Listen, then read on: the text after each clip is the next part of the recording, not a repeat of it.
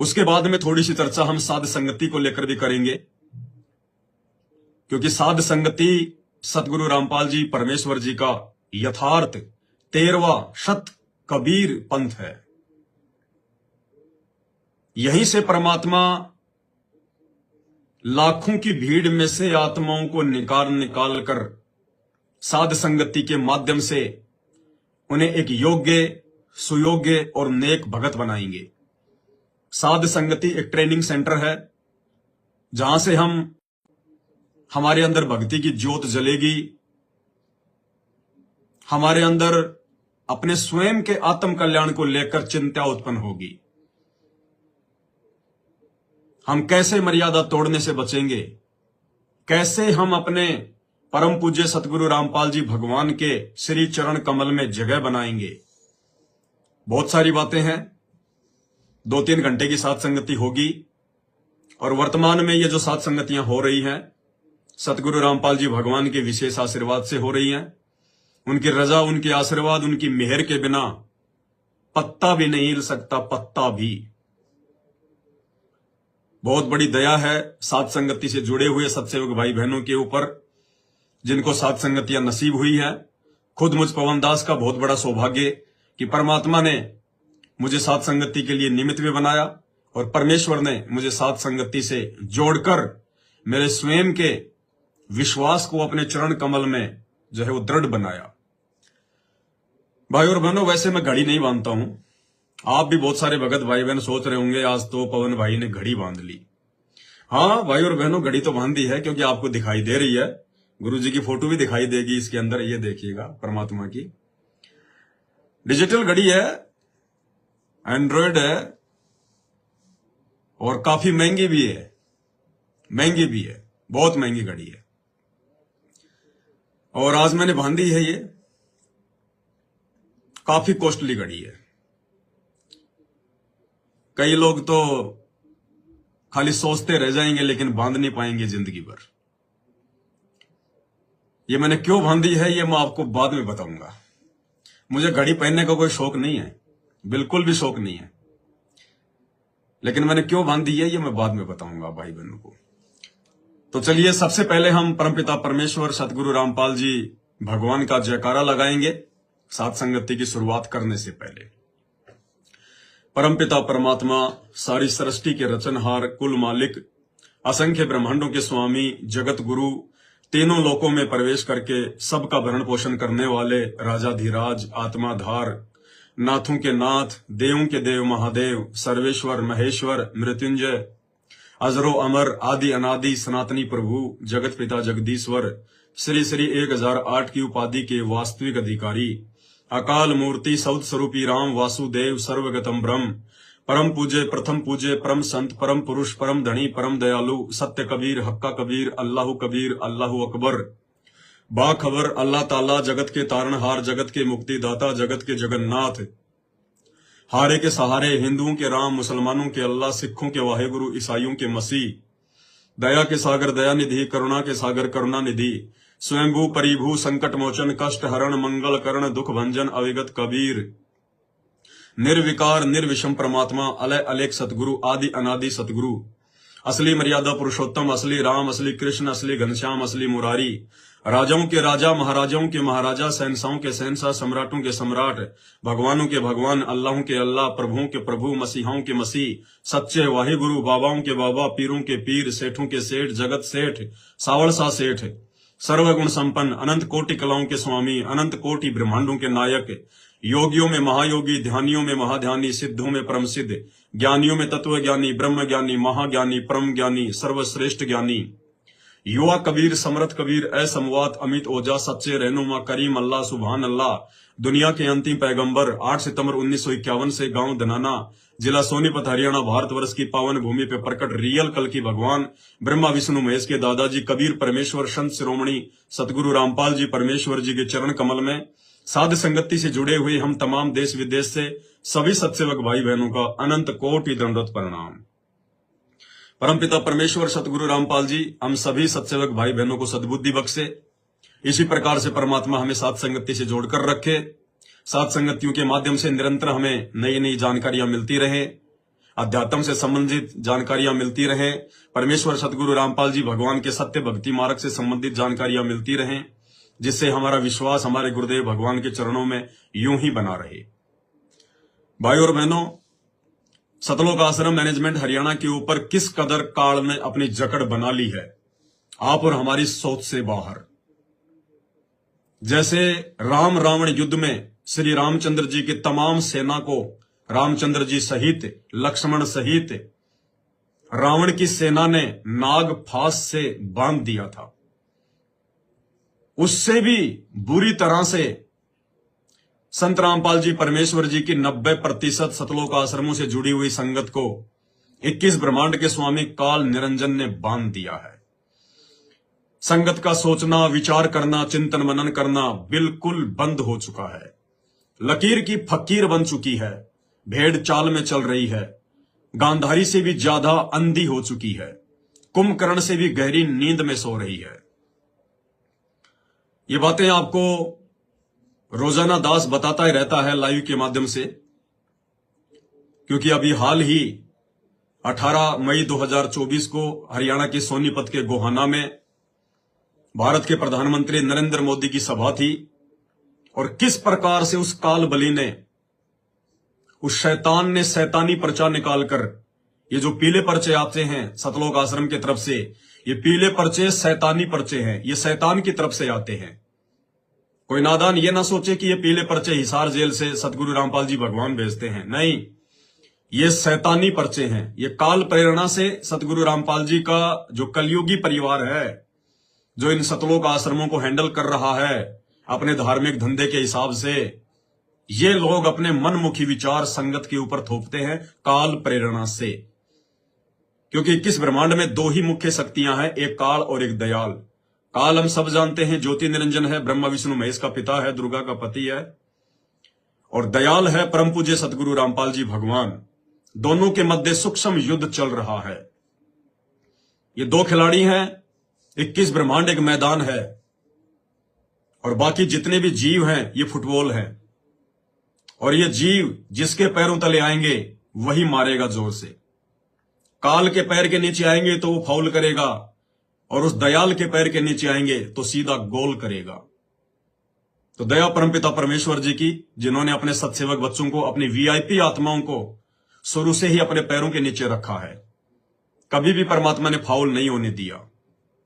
और दुर्भाग्य उस 90% सतलोक आश्रमों से जुड़ी हुई संगत का, जो शुरू से ही उस काल के पैरों के नीचे हैं, निरंतर उनको फाउल करता जा रहा है। भाई और बहनों, उन आश्रमों से जुड़ी हुई संगत को तो काल ने पूरी तरह से ठग लिया है। कोई गुंजाइश नहीं है, और ना आगे उन भक्तों में किसी भी प्रकार की कोई भी सुधार की गुंजाइश है। वो पूरी तरह से डगमग हो चुके हैं, उनके दिमाग ने काम करना बंद कर दिया है, पूरी तरह से संगत काल प्रेरित है। अब काल का दूसरा दाव साध संगतियां हैं, सत्सेवक भाई बहन हैं, जो परमेश्वर की वीआईपी आत्माएं हैं, जो ज्ञान को आधार बनाकर चलती हैं, अपने गुरु को अपने दिल में बसाकर चलती हैं, भगवान मानकर चलती हैं, अपने घर को आश्रम बनाकर मर्यादाओं में रहकर अपनी भक्ति करती है। अब काल का सबसे बड़ा दाव यही होगा कि इन साध संगत से जुड़े हुए वीआईपी भक्तों को, वीआईपी आत्माओं को कैसे तोड़ा जाए। और ये प्रयास वो कोई अब नया नहीं करने जा रहा है। ये प्रयास जब से साध संगतियां शुरू हुई है सन 2016 से, तब से इस काल बलि का निरंतर प्रयास रहा है कि साध संगति से जुड़ी हुई आत्माओं को तोड़ा जाए। बहुत बार उसने प्रयास किया, लोग आंधी की तरह आए, तूफान की तरह भाग गए, उनकी दाल नहीं गली। उन काल एजेंटों को परमात्मा ने साध संगति से निकाला, क्योंकि साध संगति में कचरा बिल्कुल भी परमात्मा को पसंद नहीं है। अच्छी आत्मा होगी तो परमात्मा उसको अपने दिल में बैठाएगा। जरा भी उसके अंतःकरण में मैल आ गया किसी भी बात को लेकर, राग द्वेष ईर्ष्या छल कपट आई, तुरंत परमात्मा, हमें नहीं पता, हम साध संगत से जुड़े हुए भाई बहनों को नहीं पता किसके मन में क्या चल रहा है, क्या दोष आ चुका है। मुझ पवन दास को नहीं पता, मैं भी आपकी तरह 2 कोटि का जीव हूं, एक भगत हूं। मैं तो केवल अपनी ड्यूटी कर रहा हूं जो गुरुदेव भगवान ने मुझे सौंपी है। लेकिन साध संगति का मुखिया केवल एक ही है, सतगुरु रामपाल जी भगवान, वो अंतर्यामी है। उनको पता है कि कौन सी आत्मा के अंदर मैल आ चुका है, कचरा आ चुका है, और परमात्मा उस कचरे को बिल्कुल भी साथ संगति में स्वीकार नहीं करेगा। समय समय पर परमात्मा साथ संगतियों से उस कचरे को निकालते रहते हैं। अच्छे अच्छे भगत जो मेरे साथ में रहा करते थे, जिनको 2-2, 3-3, 4-4 साल हो चुकी थी साथ संगति से जुड़े हुए, और जैसे उनके मन में जरा सा दोष आया, मौका जरूर देता है परमात्मा, संभलने का, सुधरने का मौका देता है, लेकिन वो काल प्रेरित आत्माएं परमेश्वर के उन मौकों को ठुकराती रहती हैं। उनके मन में मान बढ़ाई आ जाती है, राग द्वेष आ जाता है, ईर्ष्या आ जाती है, और एक समय के बाद परमात्मा उनको ऐसी ठोकर मारता है, ना वो घर के रहते, ना वो घाट के, धोबी के कुत्ते बन के फिर वो इधर उधर फिरते रहते हैं। तो समय समय पर साथ संगति में काल अपने दूत भेजता है भगत बनाकर, और समय समय पर परमात्मा उन दूतों की गंदी हरकतों के चलते उनको साथ संगति से बाहर का रास्ता भी दिखा देते हैं। और मुझ पवन दास की तो ड्यूटी है भाई और बहनों, मेरी ना किसी से दोस्ती है, ना किसी से मेरी दुश्मनी है। मैं तो अपने परमात्मा जी के वचन पर चलता हूं, उनके विधान पर चलता हूं।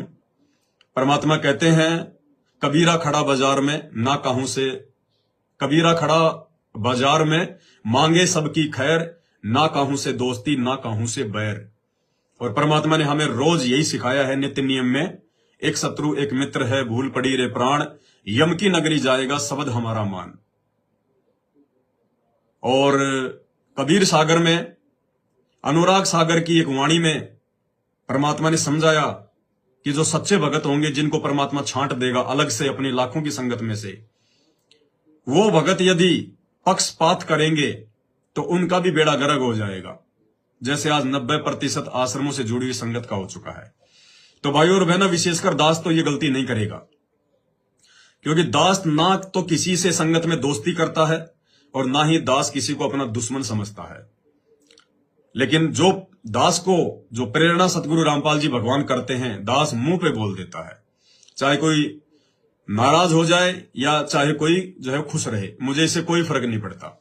नाराज होकर मेरा कुछ नहीं बिगाड़ पाएगा, खुश होकर मुझे वो कुछ दे नहीं पाएगा, क्योंकि मुझे उनका कुछ चाहिए भी नहीं। मुझे देने वाला मेरा परमात्मा है, रास्ता चाहे कोई भी निकाले।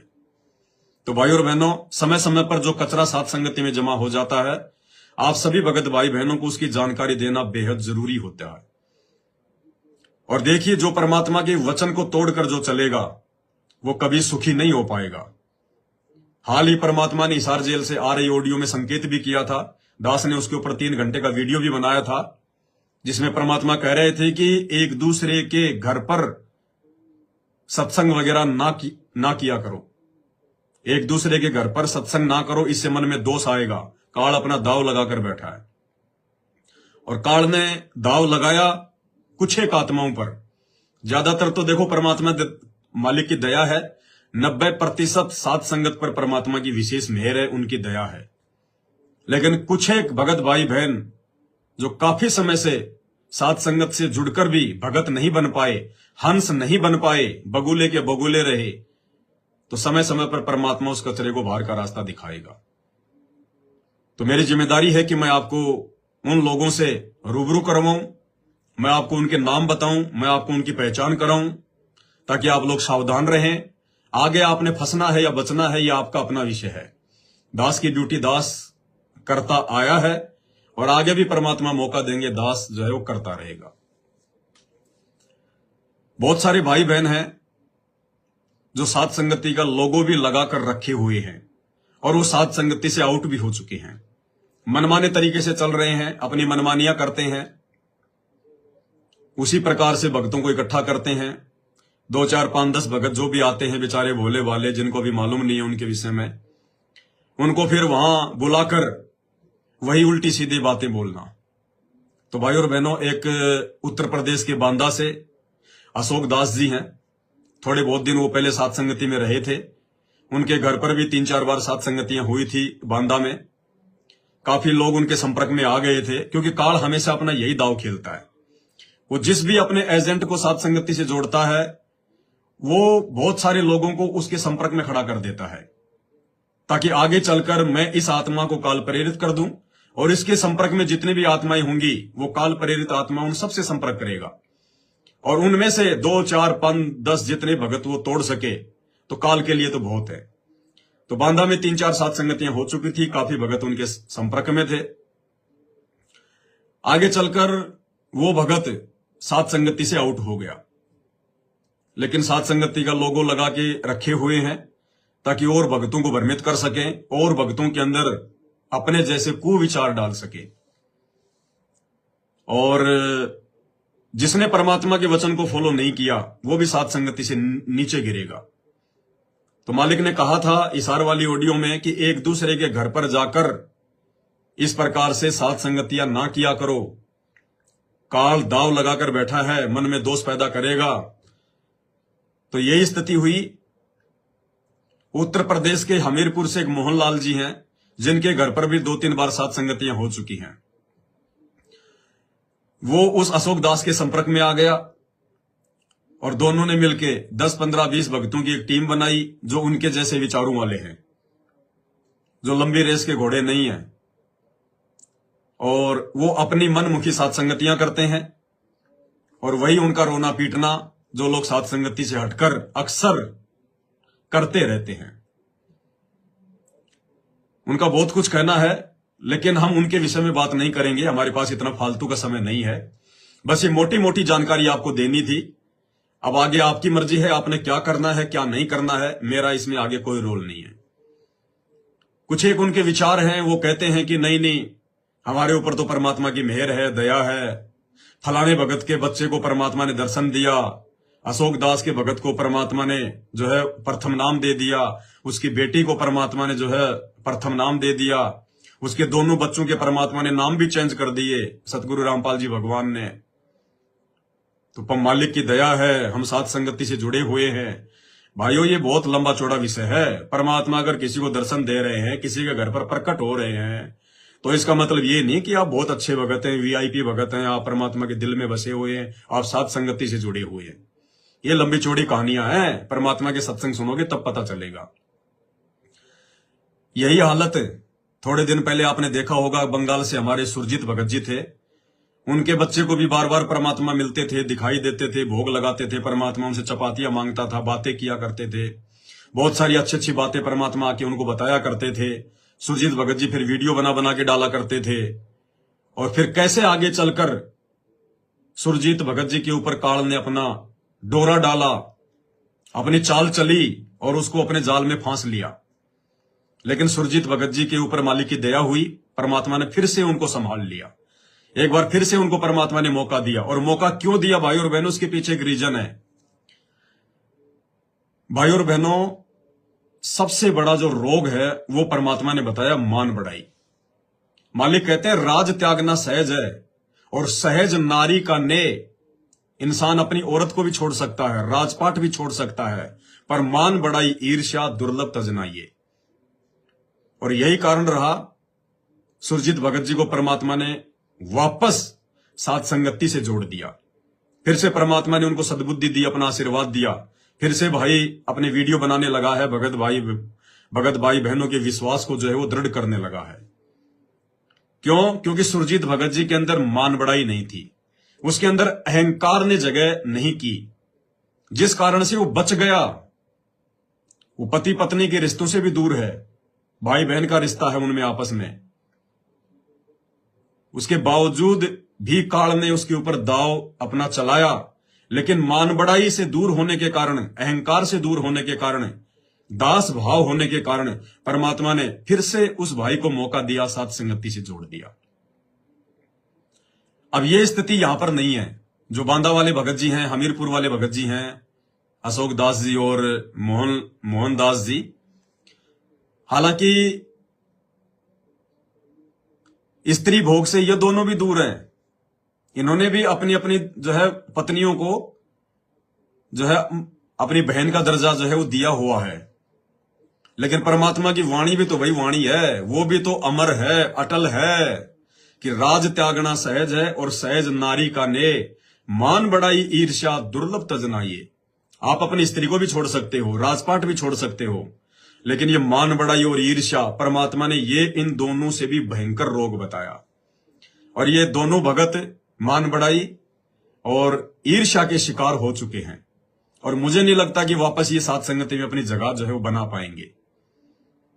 ये केवल एक छोटी सी बात को लेकर फूला नहीं समा रहे, क्योंकि दास ने इनके वीडियो देखे इसलिए दास बता रहा है, वैसे बिना देखे दास नहीं बोलता, क्योंकि इनके अंदर भयंकर बदबू आ रही है मन बढ़ाई की। भक्तों को उल्टी सीधी बातें बोलकर दूर कर रहे हैं। 10वें अंश का पैसा नहीं देना, हमने अपने पास में रखना है, किसी को सेवा नहीं देनी। अरे भैया, मैं कोई भीख थोड़ी मांगता हूं तुम्हारे से।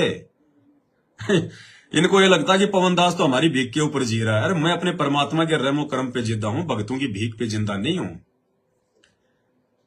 और मैं तो उल्टा बोलता हूं भक्तों को, भैया मुझे पैसा नहीं चाहिए, मुझे पैसा नहीं चाहिए, मुझे सेवा नहीं चाहिए। है कोई ऐसा कोई संगत में देखा है कभी आज तक? ये सतलोक आश्रम मैनेजमेंट हरियाणा पिछले 10 वर्षों से भिखारी की तरह झोली फैलाकर बैठा है। इतना पैसा, इतना दान धर्म आने के बाद भी आज तक इन्होंने कभी नहीं कहा कि भक्तों अब हमें दान की आवश्यकता नहीं है, अब हमें आपके ज्योति पाठ और 10वें अंश की आवश्यकता नहीं है। केवल ये दास है, पवन दास, परमपिता परमेश्वर सतगुरु रामपाल जी भगवान का अदना सा कुत्ता। जब आवश्यकता होती है तो भाई बहनों को बोलता हूं, आपकी आंखों के सामने सेवा होती है, आपके घरों पर कोरियर के माध्यम से सामग्री जो है पहुंचाई जाती है। हर चीज का आपको ऑनलाइन आके मैं जो है मतलब विवरण देता हूं।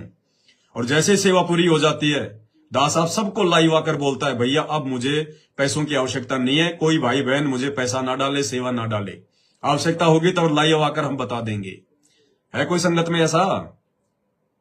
तो भाई हमें पैसे की आवश्यकता नहीं है। अब ये छोटी सी बात को लेकर फूला नहीं समा रहे, क्योंकि हम इस विषय को ज्यादा लंबा नहीं खींचेंगे, ये हमारी मतलब की बातें नहीं है ज्यादा। ये एक छोटी सी बात को लेकर फूला नहीं समा रहे। वो हमीरपुर वाले मोहनलाल जी कह रहे हैं कि अनीता बहन जी, अशोक भाई जी बांदा वाले, उनके दोनों बच्चों को आकर परमात्मा ने प्रथम नाम दे दिया। बोला बेटा 2 महीने बाद में सतनाम दूंगा। दोनों के नाम चेंज कर दिए, दोनों से 10वें अंश के पैसे ले गए, और भी बहुत सारी बातें इन्होंने कही। मैं ये नहीं कहता कि ऐसा हो नहीं सकता, ये तो बहुत छोटी सी बात है, बहुत ही छोटी सी बात है उस परमात्मा के लिए। कुछ भी कर सकता है मेरा मालिक तो। लेकिन खाली इसी बात को लेकर यह कहना कि हम साथ संगति से जुड़े हुए हैं, हम सत्सेवक हैं, नहीं। अरे उन बच्चों का क्या दोष है बेचारों का? वो तो बेचारी निर्मल आत्मा है परमात्मा की। एक तो 5-6 साल का होगा, एक बेचारा जो आपकी जो बेटी है वो 7-8 साल की होगी। वो तो नादान है बेचारे, वो तो माता पिता के अधीन है। आप लोग साथ संगति से जुड़े तो वो भी जुड़ गए, आप लोग हटे तो वो भी हट गए। बच्चे को ज्ञान आधार से थोड़ी ना चलते हैं, बच्चे तो माता पिता के अधीन होते हैं। जैसे माता पिता कहेंगे वैसा करेंगे। कल को आप संत रामपाल जी को छोड़कर राम रहीम के डेरे में चले जाओगे, वो बच्चे दोनों वहां भी चले जाएंगे। वो तो बेचारी मालिक की आत्मा है, वो निर्मल आत्मा है, उनका दोष नहीं है, उनका दोष नहीं है।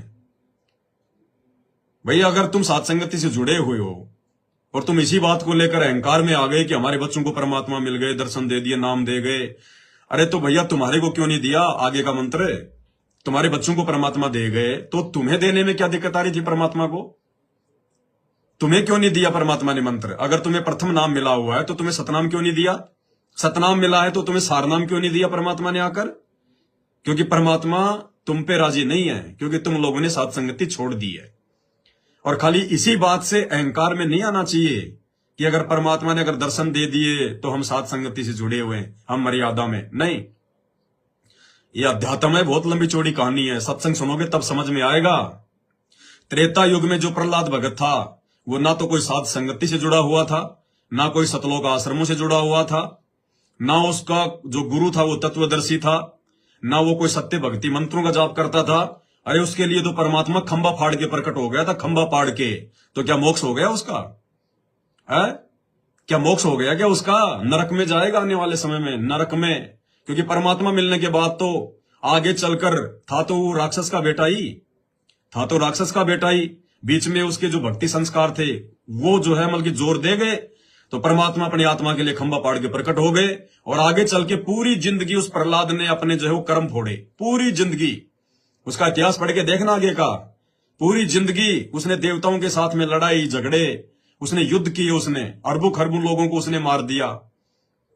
फिर वो नरक में भी जाएगा आगे। तो ये ना सोचो कि हमें गुरुजी मिल गए, हमें गुरुजी दिखाई दे गए तो हम बहुत बड़े भगत हैं, हम सत्सेवक हैं। अब वो प्रहलाद भी बहुत बड़ा फिर तो सत्सेवक होगा, भगत होगा, मोक्ष हो गया होगा उसका। तो भाई और बहनों, कहने का मतलब है हमने अंत में ज्ञान को आधार बनाकर ही चलना पड़ेगा। और एक दूसरी बात दास आप सभी भगत भाई बहनों को बताना चाहेगा यदि आप व्हाट्सएप के ग्रुपों में जुड़े हुए हो किसी न किसी भगत से, तो पहली बात तो ये कि दास तो साल भर से आप सबको पता है मैं व्हाट्सएप के किसी भी ग्रुप में नहीं जुड़ा हुआ। मुझे कोई जोड़ता है तुरंत मैं वहां से रिमूव हो जाता हूं, लेफ्ट हो जाता हूं। मैंने खुद ने अपने व्हाट्सएप के ग्रुप बना रखे हैं, 1-2 हजारों भक्तों को मैंने जोड़ रखा है, और मैं अपने व्हाट्सएप के ग्रुप को एडमिन मोड पर रखता हूं। एडमिन मोड मतलब मेरे अलावा कोई भी दूसरा व्यक्ति उस ग्रुप में मैसेज नहीं भेज सकता। तो यदि ऐसा कोई व्हाट्सएप का ग्रुप है जो एडमिन मोड पर है, तो और यदि आप उस व्हाट्सएप के ग्रुप में जुड़े हुए हैं और यदि उसमें भक्ति से संबंधित अच्छी अच्छी जानकारी आती है, परमात्मा के सत्संग या सात संगति के ही वीडियो आते हैं, तो ठीक है। अगर उसमें बकवाद आनी शुरू हो रही है उस एडमिन के द्वारा, तुरंत लेफ्ट कर जाओ, हट जाओ। और जिस ग्रुप में दिन में कोई 50 आदमी मैसेज डाल रहे हैं फलाने दिखने, उसके एडमिन का नहीं पता कौन है, एडमिन को मालूम ही नहीं मैंने कोई ग्रुप बना रखा है, दुनिया भर के लोग उसमें बकवास डालते रहते हैं, ऐसे ग्रुपों से रिमूव हो जाओ। हमने भक्ति करनी है, ये आगे का समय बहुत ज्यादा डेंजर है। हमने आपस में राग द्वेष ईर्ष्या के चक्कर में नहीं पड़ना है। हम सत्सेवक हैं, हमें परमात्मा ने विशेष आत्माओं के रूप में चुना है, हमने विशेष काम करने हैं, ये बकवादी काम नहीं करने। ये काल का लोक है, ये काल प्रेरित आत्माएं सात संगतियों में आती रहेंगी, जाती रहेंगी। आज से पहले कितने बड़े बड़े काल के एजेंट मुजदास के साथ में सात संगतियों में लगे, और आपको पता है भाई और बहनों, उन्होंने मेरा कितना विरोध किया, कितना मेरे से राग द्वेष ईर्ष्या की। आज उनकी खोपड़ी के बाल तक उड़ गए, आज उनके नामो निशान नहीं है, आज वो ढूंढने से भी नहीं मिलेंगे आपको, दीपक हाथ में लेने से भी। और ये दास को परमात्मा ने 8 साल से ऐसे कैसे रखा हुआ अपने हाथों पे, ऐसे कि ऐसे। हर बार परमात्मा सात संगतियों को ऊपर ही उठाते हैं। क्यों? क्योंकि मेरे मन में उन आत्माओं के प्रति राग द्वेष नहीं होता। वो आत्माएं मुझे देखकर, मेरे परमात्मा मुझे जो सुख सुविधाएं देता है, मेरा परमात्मा जिस प्रकार से मुझे अपनी पलकों पे रखता है, उन सभी चीजों को देखकर वो मेरे से ईर्ष्या करने लग जाते हैं। ये घड़ी आज दास ने इसीलिए बांधी है, ये मेरी घड़ी नहीं है, ये किसी और भगत की घड़ी है, मैंने उसे मांग के पहनी है। और मैंने आपको जो बातें बोली है ना, बहुत महंगी है, ऐसा है वैसा है, तो है महंगी, तो इसमें कोई दो राय नहीं है, लेकिन ये किसी दूसरे भगत की है। मैंने जानबूझकर ये घड़ी बांधी लाइव के समय, अभी बांधी है मैं नहीं बांधता। क्यों बांधी? क्योंकि इस घड़ी को देखकर 5-10 आत्माएं तो सात संगति से नीचे गिर चुकी होंगी। 5-10 आत्माएं तो इस घड़ी को देखकर अपने मन में दोष पैदा ला चुकी होंगी, जो लाइव देख रहे हैं। और बस इतना ही खेल है, इतना सा ही खेल है इस काल का। बस सात संगति में अगर राग द्वेष आ गया, ईर्ष्या आ गई अपने भगत भाई बहनों के प्रति, तो मालिक की अटल वाणी है, राग द्वेष बड़े रोग हैं, यम के पड़े जंजीर। अब मैं इसको उतार देता हूं, क्योंकि मेरा काम पूरा हो चुका है। उन 2-4 आत्माओं को परमात्मा ने नीचे गिराना था, वो आत्माएं नीचे जा चुकी होंगी। बाकी चाहे लोगो लगा के रखो, कोई दिक्कत नहीं है। तो हमने ये लोगो लागो को भी बहुत सोच समझ के हमने जो है ध्यान रख के चलना है, बहुत सोच समझ के। खाली लोगो देख के विश्वास नहीं कर लेना कि ये भगत है। लोगो तो एक पहचान है सात संगत की। लोगो हमने एक पहचान बनाई है सतलोक आश्रम मैनेजमेंट हरियाणा से अलग होने की, कि भाई हम परमात्मा के, हम सच्चे सेवक हैं, हम परमात्मा के भगत हैं। हम देखा देखी में नहीं चलते, हम ज्ञान आधार से चलते हैं। हम अपने गुरु को मानुष नहीं मानते, हम अपने गुरु को परमात्मा मानते हैं। हम उन फर्जी आश्रमों में नहीं जाते, हमने अपने घर को आश्रम बना रखा है। लोगो तो इस बात का एक जो है वो प्रतीक है। भाई और बहनों, सूक्ष्म खेल है, सूक्ष्म। अगर आपको साध संगति किसी भी कारण से अच्छी नहीं लग रही है, आपके मन में दोष आ चुका है, या आपने मुझ पवनदास के अंदर कोई दोष देख लिया, या हो सकता है मेरे से कोई गलती हो गई हो जाने अनजाने में, मेरी उस गलती को लेकर यदि आपके मन में दोष आ गया हो, नफरत आ गई हो, और फिर भी यदि आप घर बैठकर शांति से भक्ति करना चाहते हो, तो सीधा सा तरीका है, बैठ के चुपचाप अपनी भक्ति करो।